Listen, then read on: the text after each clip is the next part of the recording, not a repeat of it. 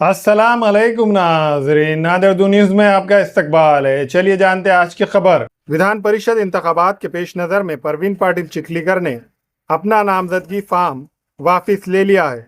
इस मौके पर साबिका वज़ीर आला और रुकन पार्लियामेंट अशोक चौहान और महायुति के उम्मीदवार अमरनाथ राजूरकर ने उनका इस्तकबाल किया।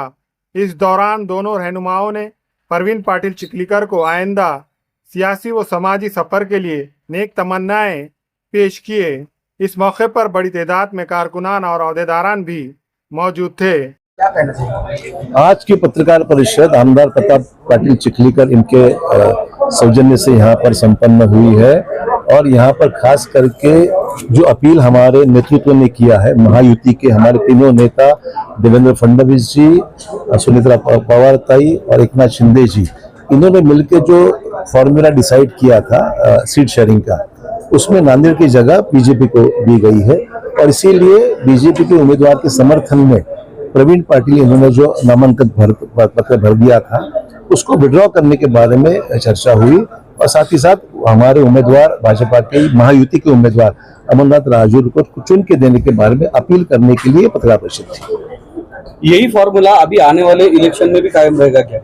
निश्चित तौर पर हरकत किया। जब महाराष्ट्र में युति है तो जो तय ऊपर होगा वो तय हमारे जिले में अमल होगा। उसका आने वाले 6 तारीख को कॉकरोच जनता पार्टी जो है वो जंतर मंतर पे आंदोलन करने वाली है, उस बारे में आप क्या कहना चाहिए? शुरुआत देखते हैं, अभी टाइम है उसके बाद देखते हैं।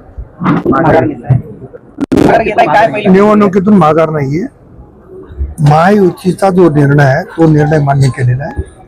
नांदेडची जागा राष्ट्रवादीला सुटली पाहिजे ही विनंती मी पक्षश्रेष्ठीकडे केली, परंतु महायुतीच्या नेत्यांनी निर्णय घेतला की भारतीय जनता पक्ष, शिवसेना आणि राष्ट्रवादी एकत्रित लढायचे। त्या पद्धतीनं त्यांनी सांगितलेल्या निर्णयाची अंमलबजावणी होईल। पक्षाला तिकीट मागणं याच्यामध्ये गैर नाही, परंतु पक्षश्रेष्ठींनी घेतलेल्या निर्णयाची अंमलबजावणी करणं हे कर्तव्य समजून आम्ही केले। पक्षाकडे काही नाराजी वगैरे आहे का? नाराजी काय राहणार आहे? नाराजी काही नाही।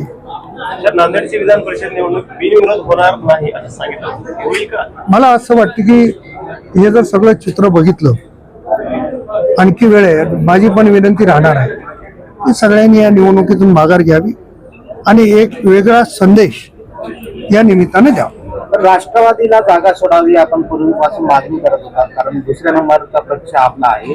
मग काय तडजोड झाली अशी की आपण तडजोड शेवटी पक्षश्रेष्ठींनी जो निर्णय घेतला, तडजोड इथं नाही झाली, तडजोड वरच्या लेवलला झाली। माननीय मुख्यमंत्री, माननीय उपमुख्यमंत्री, राष्ट्रवादी, शिवसेना आणि भाजपनं किती जागा लढवायची त्यांनी ठरवलं। त्याच्यामध्ये ही जागा भारतीय जनता पक्षाच्या वाट्याला आली।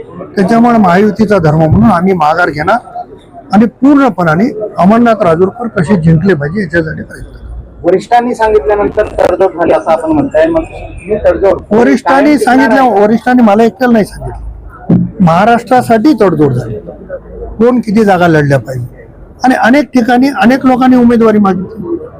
परभणीला पण राष्ट्रवादीने मागितली, परभणीला पण भारतीय जनता पक्षाने मागितली, पण तिथे शिवसेनेला दिली। दोन्ही पक्ष माघार घेत आहेत, तसं आम्ही इथं मागितले, आम्हाला मिळालं नाही, आम्ही माघार घेतो। विधान परिषदेची रसाळी आपण एकत्र जेवत आहात, येणारी लोकसभा आणि विधानसभेची जी दिवाळी आहे ती एकत्र राहणार आहे का सोबत? नक्की एकत्र करू आणि रसाळी जेवताना देखील तुम्हाला निमंत्रित करू।